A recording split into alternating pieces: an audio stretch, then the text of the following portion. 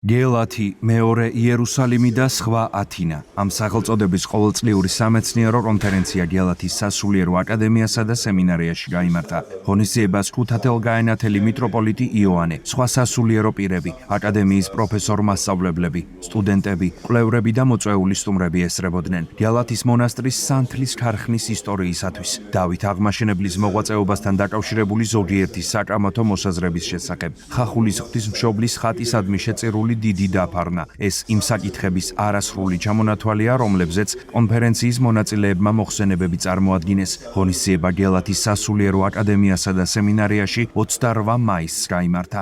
ჩატარდა კონფერენცია. როდესაც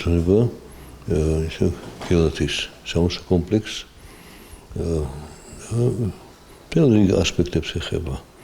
დღეს ყველაზე აქტუალურია მოსახლეობაში და ქვეყნისათვის მიმდინარე საერთაშორისო სამუშაოების მდგომარეობაში. ვიცით, რომ ხდება იმ დეფექტური კრამიტის მოხსნა და მომზადება ახალი გადახურვისთვის.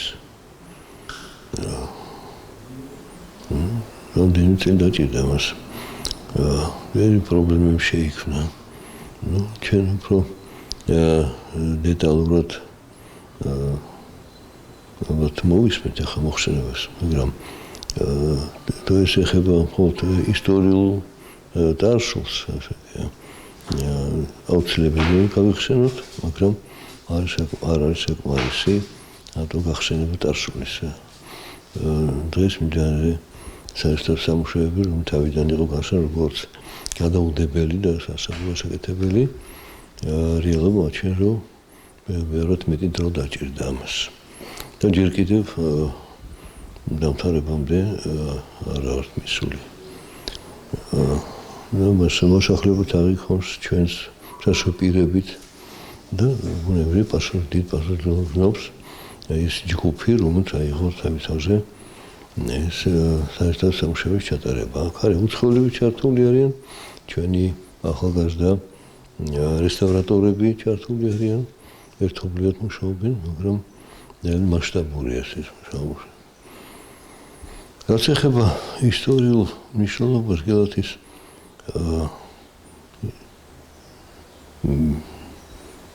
ისი დაარსება მეფე დავითის მიერ იყო ესეთი ნიშანი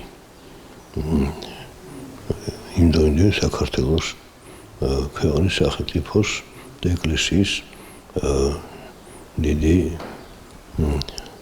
თორედ გავლენის მოხდა ეს აღმოსავლეთ ქრისტიანულ ქვეყნებს შორის. მაგ მოწვეული იყვნენ თარგმნელები და ღვთისმეტყველები.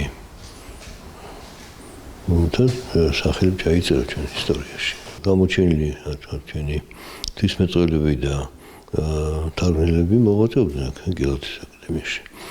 მისი უნიკალურობა გომორევში იმაში, რომ როგორც მეფე დავითმა განსაზღვრა აღმაშენებელმა, ეს არის ათენი და იერუსალიმის ერთობა. ანუ საერო და სასულიერო მეცნიერების ერთობა. ამ მხრივ გელათი უნიკალურია. და დღესაც ჩვენ მოწოდებული ვართ, რომ ორივე ერთად იყო შეთანხმებული. რა არის ღვთისკურთხევა, განგება და ღვთის წინაშე სიმართლე და რა არის ჩვენი მეცნიერების მდგომარეობა და თანადგომა ისტორიულის შესწავლის და აღორძინების და ახალი ცხოვრების დანერგვის თქვენ იცით დაარსდა უბრალოდ აღდგა ერთობლივი ძალისხმევით ჩვენი ადგილსაყრელი პატრიარქის ილია მეორის და მაშინ მთავრობის მეთაურის მიერ გელათის აკადემიის სამეცნიერო აკადემიის აღიარება, რომელიც აქ ყოველდღიურად გელათობას იკრიბებიან ეს მეცნიერები, აქვს თავისი გამოცემები, წიგნების, მოხსენებები,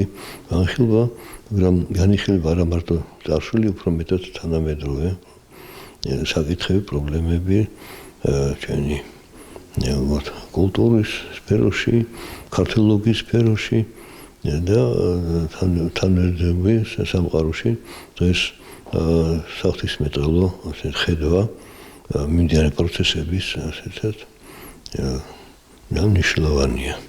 რომ ხედავდეთ ღვთის წინაშე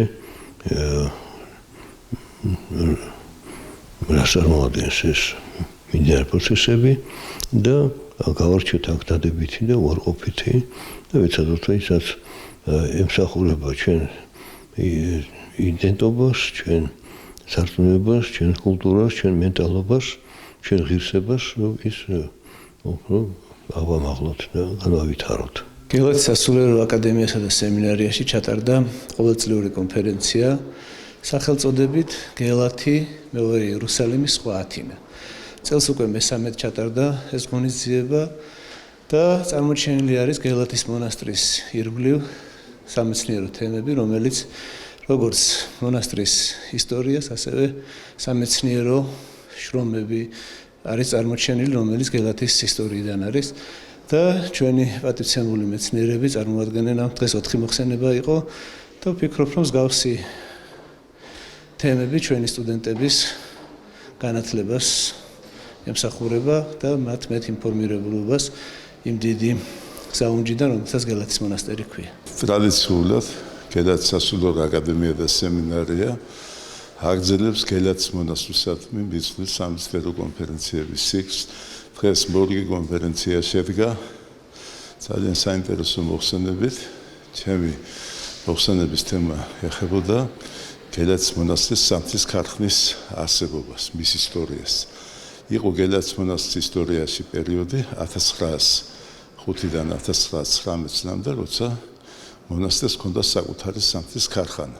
ძალიან საინტერესო ფაქტებია იყო წარმოჩენილი მოხსენებაში. თუ რა რაოდენობის სანთელი იწარმოებოდა, როგორ იყიდებოდა, ვინ მოღვაწეობდა შიგნით და ამით ერთი ფურცელი კიდე ჩაიწერა ქუთაის გაენათის მრავალსაუკუნოვანი ეპარქიის ისტორიაში.